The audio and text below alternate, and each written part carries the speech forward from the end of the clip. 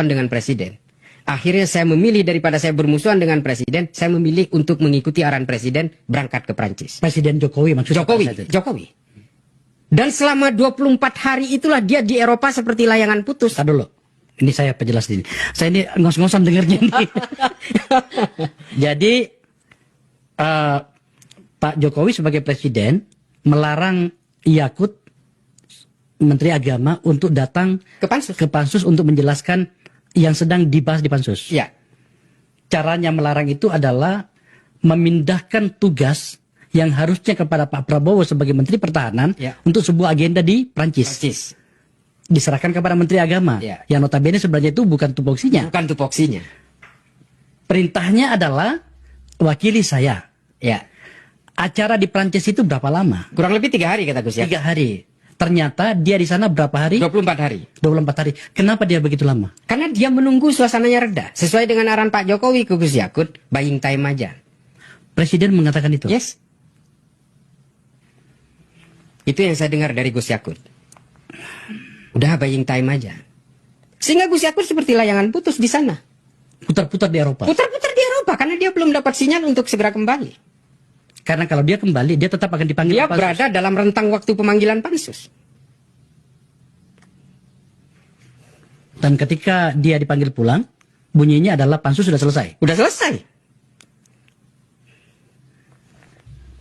So we know who were playing in this game. Saya tidak mau menuduh siapa-siapa, tapi saya tetap beranggapan ada 2 hal, Puang. Satu, kriminalisasi ini sasaran tembaknya adalah Gus Yahya. Buat saya clean and clear di situ. Tunggu dulu. Ini lagi-lagi saya katakan ke Gus Yahya lagi. Kemarin pada kasus tambang itu kan juga Gus Yahya juga kan gitu ya. Ya. Sekarang masuk pada putaran kedua kayaknya ini. Ya. Apa memang yang terjadi sih sebenarnya sampai kemudian Anda menyimpulkan bahwa sudah 2 skenario yang ditembakkan kepada Gus Yahya dan sekarang ini lewat adiknya? Ya karena Gus Yahya tidak bisa dikendalikan oleh gengnya Jokowi di PBNU. Sehingga dia harus dirontokkan. Dan terbukti kemarin dirontokkan nggak berhasil. Karena keputusan para masyayikh, para ulama di Lirboyo mengatakan harus islah. Dan akan ada muktamar 6 bulan kemudian. Saya dengar ada ancaman kepada Gus Yahya ya?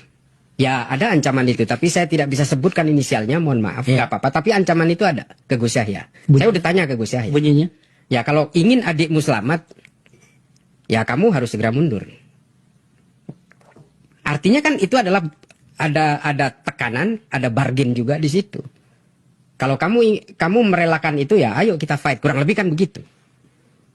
Dan itu saya dengar langsung dari Gus Yahya. Artinya ini bukan persoalan yang sangat sederhana. Dan kita tahu, bukan kita tahu, saya tahu. Berkali-kali kan KPK dijadikan sebagai palu godam politik.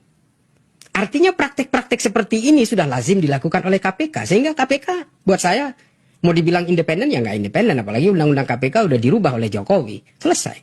Sebelum Jokowi lengser, formatur, komisioner dan semuanya udah ditetapkan oleh Jokowi.